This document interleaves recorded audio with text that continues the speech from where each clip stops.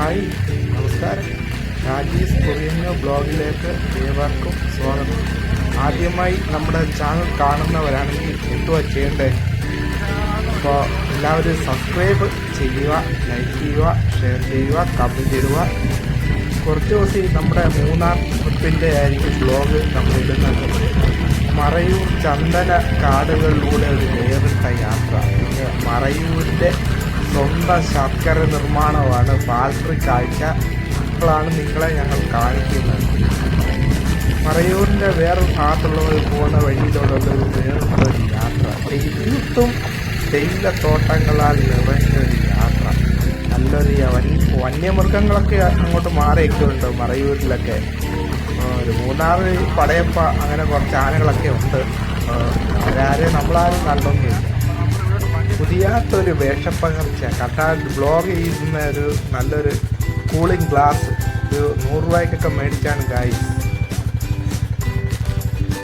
Hi, ചന്ദനക്കാട്. അപ്പോൾ ഇത് നമ്മൾ റോഡിലാണ് നിൽക്കുന്നത്.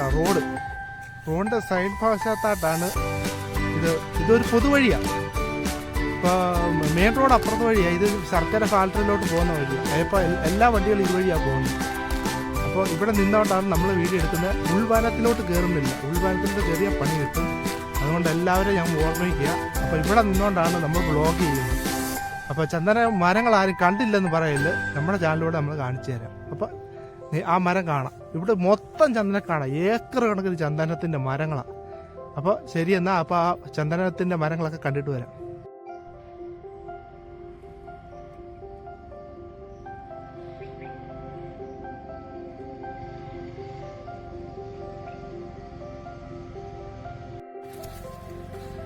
വേണ്ട, നമ്പർ അടിച്ചിട്ടുണ്ട് 480222.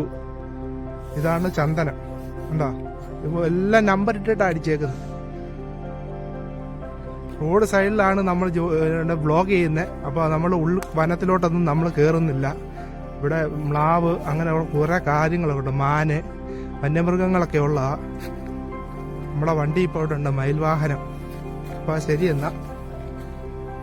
കണ്ടോ ഗായ്സ്, വലിയൊരു ചന്ദനമരം കണ്ടോ? സൂപ്പർ ഒരു ചന്ദനമരം. അപ്പോൾ ഫാക്ടറിക്കകത്ത് നിന്ന് കാണാം. ഭയങ്കര സൗണ്ടാണ്. മിഷൻ്റെ ഒക്കെ വർക്ക് ചെയ്യുന്നുണ്ട്. ചേട്ടൻ മിഷനകത്തോട്ട് ചക്കരയുടെ പരിപാടിയില്ല, ജ്യൂസ് എടുക്കുന്ന ചെറിയൊരു പരിപാടിയിലാണ്. ഞങ്ങൾ ചെറിയ സംസാരിക്കാൻ നമ്മുടെ ജോലിയിലായിട്ട് പറ്റി നമുക്ക് കാര്യങ്ങളൊക്കെ പറഞ്ഞു തരാനൊക്കെ ഒരു ചേച്ചിയില്ല. അപ്പോൾ ശരി എന്നാൽ എല്ലാവരും കാഴ്ച കാണുക. അപ്പോൾ ശരി എന്നാൽ ശിവരാത്രി.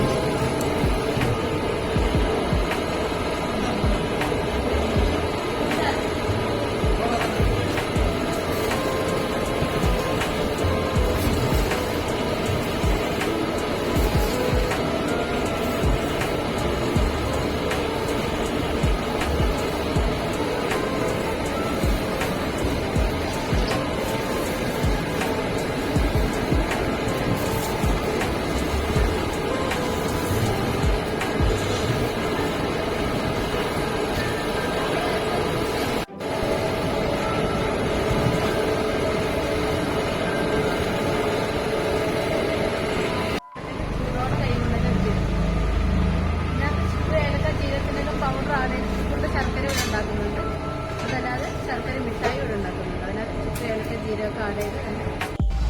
ഈ അപകടത്തിൽ എന്താണെന്ന് വെച്ചാൽ ഞാൻ പറഞ്ഞത്, ഈ കാറ് നല്ല അമിത വേഗതയിൽ വരുമായിരുന്നു. വന്നിട്ട് ഈ ജീപ്പിനെ ഇടിച്ചെന്ന് തെറിപ്പിച്ചു. എന്തോ ദൈവാധീനം കൊണ്ട് ആൾക്കാർക്ക് വലിയ പരിക്കൊന്നുമില്ല. ചില ആൾക്കാരുടെ തലയൊക്കെ ഇടിക്കുകയൊക്കെ ചെയ്തു. ഫ്രണ്ട് ഗ്ലാസ് ശരം പൊട്ടുകയും ചെയ്തു. ഞാൻ നേരിട്ട് കണ്ട ഒരു കാഴ്ച മറയൂരിൽ നിന്ന് വരുമ്പോൾ തന്നെ.